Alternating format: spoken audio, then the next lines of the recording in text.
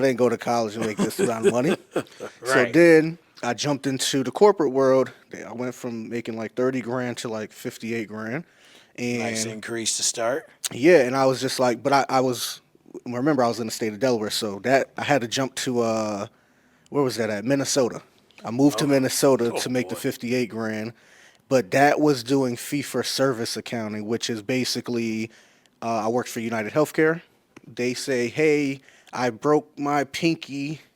I need that fixed today. I don't have insurance, so I'll go into the office. I'll pay for that fee. So it's a fee for service. Okay. So that was the accounting. The reason it was in Minnesota is because basically they were doing away with all of their like centralized locations. So you broke your pinky in Arizona. There used to be an accounting firm out there in Arizona. They said, no, let's just go bring everything to the corporate office. So I moved out there, and then that was not it. I felt like I need to be a doctor. I did not understand any of the terminology. It Like, was like Chinese. yeah, I was like, yo, this is not accounting. I feel like I should have became a doctor. I don't understand it. Right. So in the world of accounting, if you don't understand the industry of what you're accounting for, it's just never gonna work out. So I was like, I gotta get the hell up out of here. So I left that and then stumbled upon the role that was listed for Chicago, Illinois. And I was like, yo, I love traveling. I'm gonna just move to Chicago for this job. And that's how I stumbled into this world of like investing in private equity and all of that stuff.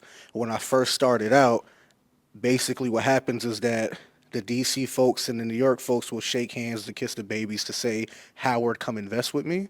And then once they get your money, they'll ship the accounting off to a third party. Sometimes it's in India, but for Okay. this time, it was in Utah. So Okay. the New York and the powers that be on the East Coast got the money and they shipped it off to these folks called Ultradamus. Ultradamus is a Luxembourg owned company that has multiple locations in the US. This location just so happened to be in Utah. So I was working for the other side of the house, still in the same world of private equity, but it was just for a different person. So Okay. that's what introduced it to me. And then from there, I loved it because where I was in Minnesota, every end of the month we would close the books. When in Utah and then still today, it's every quarter we close the books. So I tell people I literally work hard at the end of every quarter instead of at the end of every month. And for, like, that's like my job, I do Nabisco, truck driving warehouse.